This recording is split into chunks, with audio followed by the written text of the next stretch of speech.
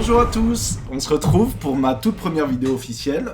Alors j'en avais tourné une autre sur les municipales de Toulouse, mais elle était vraiment nulle, ni drôle, ni particulièrement intéressante. Du coup j'ai décidé de faire à peu près 1 heure de tournage et 1 heure de montage et de tout supprimer. Et aujourd'hui on se retrouve avec un nouveau sujet et une invitée, Marie Delardeux.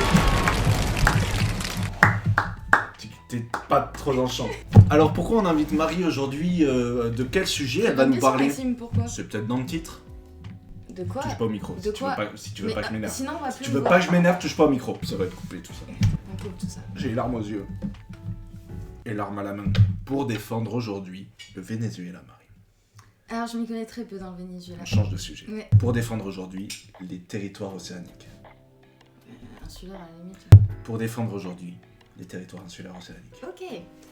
En effet, Marie, je te laisse te présenter en quelques mots et présenter un peu ton sujet de prédilection, en sachant qu'on a fait la même école, géopolitique, le même master à l'IFG. Marie, à toi la parole. Oh, c'est froid. Donc moi je m'appelle Marie. Je dirais pas mon nom de famille vu que je compte me marier et que ça va changer. Le lardeux. Je suis spécialiste en Ananas. Rigole, petite blague, on se détend. Oh, c'est du jus de pomme, hein. En analyse en gouvernance océanique et en territoire insulaire dans le Pacifique Sud. Du coup. Une carte s'affiche. Voilà. C'est aussi froid. Est-ce que tu peux nous parler un peu de tes travaux académiques? Sur quoi, par exemple, ton premier mémoire, tu l'as fait? Sur quel sujet? Oui, bien sûr, avec plaisir. Du coup, moi j'ai travaillé principalement donc dans. Principalement. D'accord. Principalement dans le Pacifique Sud. J'ai travaillé en première année donc à Hawaï sur la touristisation de Oahu et ses impacts sur les Kanaka Maoli, donc c'est les autochtones hawaïens. Et ensuite, en seconde année, j'ai travaillé sur la gestion des ressources halieutiques en Polynésie française. Halieutique, vous allez vous dire, mais qu'est-ce que ça veut dire? Très bonne question. Quoi? En eau? Non, pas L'eau. du tout. Halieutique, du coup, c'est tout ce qui est gestion des ressources marines, mais Je le sais, mais moi, ressources c'est pour... marines je me mets à la place. consommables. Donc ça va inclure la pêche, les poissons, tout ce qui est consommable et qui fait partie de l'industrie. Voilà.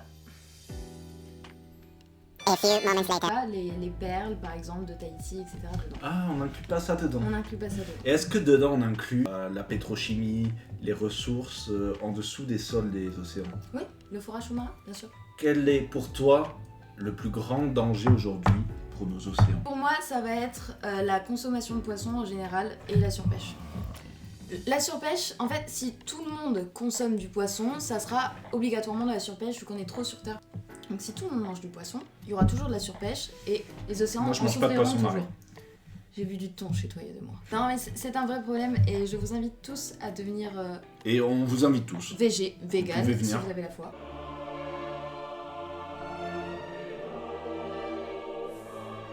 En revanche, arrêter de manger du poisson, ça ne veut pas dire entièrement arrêter de manger du poisson. Je crois que ça veut dire ça. Excusez-moi. Moi, je ne soutiens pas l'industrie poissonneuse et poissonnière. En gros, Alors, on peut préciser la différence. Poissonneuse, c'est qui exploite les poissons, les humains qui pêchent les poissons, et poissonneuse, c'est les poissons qui chassent eux-mêmes les poissons et qui les revendent aux humains. il a dit 2 fois poissonneuse. Par exemple, mon beau-père qui pêche au harpon, il aime bien faire ça. Il habite à Albi. Il habite à Albi, son Non, beau-père. mais mon beau-père, par exemple, s'il va chasser au harpon et qu'il me ramène un poisson qu'il a pêché lui-même, je le mangerai. Parce que moi, je suis contre l'industrie. Je suis contre la souffrance animale. Après, Je crois que ton beau-père torture les poissons quand il sort de l'eau. Il l'avait dit en privé. Est-ce que le micro marche quand c'est allumé comme ça? Ou c'est l'inverse peut-être? Non! poisson, beluga, Ah ouais, j'aime bien. beluga. Je cherche une nouvelle question, on relance la vidéo. Là, c'était une aparté, rien de tout sera dans la vidéo. Ok, Peut-être à part la mais SMR. c'est sur quoi? La vidéo est sur quoi? Ouais. L'émission a commencé? Marie, peut-on communiquer avec les poissons? C'est une très bonne question, Max. D'une manière ou d'une autre? Non, mais premier degré, c'est une très très bonne question. Je sais. Parce qu'on essaie, en fait, ça dépend énormément des différents types de poissons. Parce qu'ils n'ont pas tous les mêmes manières de communiquer. Par exemple, fait très marrant et très intéressant, si c'est les harengs, si je me trompe pas. Ouais, c'est les harengs. Les bancs de harengs communiquent en pétant. C'est-à-dire que s'il y a une... Non, mais c'est vrai. Non, mais si c'est pour abaisser le niveau de la chaîne, Mais je te jure que c'est vrai. franchement, ça va m'énerver. En gros, quand il y a un banc de poissons qui pètent tous en même temps, ça veut dire qu'il y a un prédateur qui arrive. C'est pour se dire, les gars, il faut qu'on fuit. Et ils pètent tous et ils s'en vont tous. Ça, c'est Tu veux péter à la tête d'un hareng? Chaque espèce a des formes de communication différentes. Même les orques entre elles ont différents types de communication en fonction de si c'est des orques nomades, des orques résidentes, en fonction d'où elles se trouvent. Excusez-moi Marie, vous genrez les orques au féminin? Oui, on dit une orque. Ah bon? Moi j'aurais dit un orque, et vous en commentaire, vous aurez dit quoi? C'est plus correct de dire une orque parce que dans les... on appelle ça des pods. Dans les pods d'orques, les pods d'orques sont régis par... Tu peux nous dire ce que c'est, du coup? C'est des groupes. En fait, comme il y a plusieurs sous-groupes... Ouais, c'est ça. C'est des meutes d'orques, en gros. Et les pods d'orques sont régis, du coup, par la matriarche. La matriarche, c'est la mère. En fait, c'est des espèces qui sont très familiales. La mère donne naissance à des petits, et c'est elle qui dirige tout le groupe. Et en gros, c'est vraiment une famille. Le mâle part, elle régit tout le monde, tous les enfants, et le conjoint des enfants, et aussi ses arrière-petits-enfants. Un peu comme dans ta famille où ton père est parti, vous a abandonné très jeune. J'aime pas du tout là-dessus. Dernière question Marie pour ton intervention. J'ai vu dans un journal que les Russes avaient dressé un beluga espion. Ah ouais, j'adore cette histoire. Tu peux nous en parler un peu plus? Oui, bien sûr. Alors, je vous conseille le documentaire sur Canal. Il est payant, mais je suis 2€, vous saurez le faire. C'est du coup un ami à moi qui l'a tourné et c'est lui qui est dans le rôle principal du film. C'est un film documentaire en fait. Non. Ça s'appelle #Hvaldimir, la véritable histoire du beluga espion.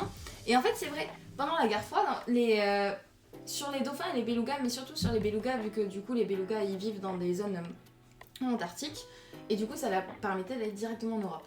Et ils leur mettaient des espèces de GoPro en fait, sur le dos, et avec des espèces de microphones, et les belugas se rapprochaient des côtes, et après retournaient du coup au centre, si je puis dire, en Russie, et du coup les espions ils récupéraient les caméras, etc. Pourquoi les belugas font ça? Déjà parce que les belugas sont une espèce qui est très intelligente. Très très intelligente, ça c'est vrai. Et très sociable. Très sociable aussi. Après, dans les limites du raisonnable, c'est pas des animaux de compagnie non plus. Mais comme ils étaient nourris et que tous leurs amis étaient là-bas, ils retournaient toujours de l'endroit où ils venaient. C'est des espèces qui sont migratrices de base. Migratoire? Non, une espèce migratrice. C'est toi le pro. Ouais, c'est moi le pro. Donc voilà. C'est fou cette histoire. On peut applaudir. applaudir. En fait, ouais, c'est vraiment des espèces très sociables. Et l'histoire du coup de Hvaldimir, c'est le beluga que vous avez sûrement vu sur les réseaux sociaux il y a quelques années. Ah ok. Non mais. Je crois que c'était un influenceur. Non mais c'est des vidéos qui sont très connues. Okay. Vous avez sûrement vu la vidéo du beluga qui ramenait du fond des eaux le téléphone à une fille qui était sur un ponton. Je l'ai vu cette vidéo. Voilà. Et ben c'est lui, c'est Hvaldimir. Et du coup, c'est un beluga espion qui s'était échappé. Et en fait, il avait plus d'amis. Parce que c'est un peu comme les orques. Ils communiquent chacun... En fait, c'est des animaux très sociables. Et lui, il avait été tellement traumatisé de son expérience, de ce qu'on a pu comprendre du moins, qu'il avait retrouvé réconfort avec les humains. Du coup, il cherchait un contact plus humain, littéralement, avec d'autres humains et dans les fjords de Norvège. Et c'est là qu'il est devenu hyper sociable et qu'il est devenu ami avec mon ami qui a tourné ce documentaire qui est exceptionnel, que je vous conseille à tous. Dans le conseil, il s'affiche ici, le nom. Hvaldimir, la véritable histoire du beluga espion. Bravo. Foutu de toute façon. Vous allez vous dire, mais comment est-ce qu'elle a fini là-dedans, cette pauvre cruche? Vous demandez tout ça. Et un peu par hasard. J'ai suivi là où mon cœur m'amenait et... Voilà. Et c'était vers l'océan. Et c'était vers l'océan. Et en fait, tout ce que j'ai toujours aimé toute ma vie, je me suis dit que j'avais envie de passer le reste de ma vie à le protéger. En fait, je crois que c'est assez simple. T'es arrivé en master et tu t'es dit, bon, il y a un travail de terrain à faire, où est-ce que je veux aller? En vacances, faire un peu de la plongée sous-marine, les plages de sable chaud, etc. Comme elle avait énormément d'argent, elle s'est dit, bon, allons-y. Et donc moi, ce que je vous conseille, c'est de faire pareil. J'aime pas du tout quand tu fais des choses comme ça.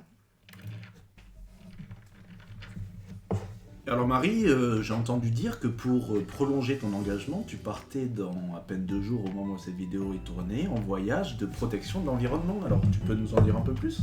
Oui, avec plaisir. Donc je me suis engagée auprès de Ghana Instinct Escape Through Points au Ghana. Je traduis parce que tout le monde ne parle pas anglais. Ghana, instinct, les 3 points. Non, Escape Through Points. Le cap des 3 Le cas points. des 3 points. Je pars au Ghana Escape Through Points pour m'occuper de la préservation des tortues marines. Il y aura 3 types de tortues, les tortues vertes, luttes et olivâtres. On les connaît tous, ces types de tortues. Olivâtres, vous avez cru comprendre que c'est des tortues un peu vertes. Olive. Voilà. Luttes, c'est les super grosses que vous retrouvez aussi au Galapagos, au Brésil, en Amérique du Sud surtout. Modère tes propos, s'il te plaît. Du coup, c'est les très grosses tortues qu'on retrouve en Amérique du Sud et aussi aux alentours des Galapagos. Donc il n'y en aura pas là où t'es. si, il y en a. Mais en fait, les gens les connaissent surtout à ces endroits-là et il y a plus de gens qui vont en Amérique du Sud qu'au Ghana. C'est un fait. C'est vrai. Comment tu t'appréhendes ce petit voyage d'1 an? Je sais que je vais adorer une fois que je serai sur place. Ça conclut notre propos d'aujourd'hui Mais sur... j'avoue que je serai... Interromps-moi Attends, encore mais une fois. J'ai l'impression d'être en télé-réalité. Mais j'avoue que à l'heure actuelle, je stresse énormément et c'est pour ça que je me sers des pintes de vin. Non, C'était rempli. non, Ok. faut pas le dire, on n'a pas le droit sur YouTube. On va My bad. me démonétiser. Ça m'arrive tout le temps en ce moment. Donc, on vous remercie énormément d'avoir suivi cette vidéo. On vous invite à liker, partager, activer la cloche. Et surtout, pour moi, le plus important, c'est vos retours. Donc, n'hésitez pas à m'en faire. C'est toujours... j'ai investi, regardez, dans un petit micro qui est papier, qui est énorme. Donc, normalement, la qualité est un peu mieux. Vous m'en direz des nouvelles. Est-ce que je monterai un jour ces milliards de minutes de vidéos? Peut-être que ça sortira jamais, on sait pas, mais si ça sort... Super, ouais. Si ça sort... On a dit des choses intéressantes quand même. Recoupe-moi. Je vais aller fumer une clope parce que ça m'énerve. Si ça sort un jour, je suis ravi de vous l'avoir proposé et ravi que vous soyez là toujours à mes côtés, à me soutenir. Ciao! Ciao!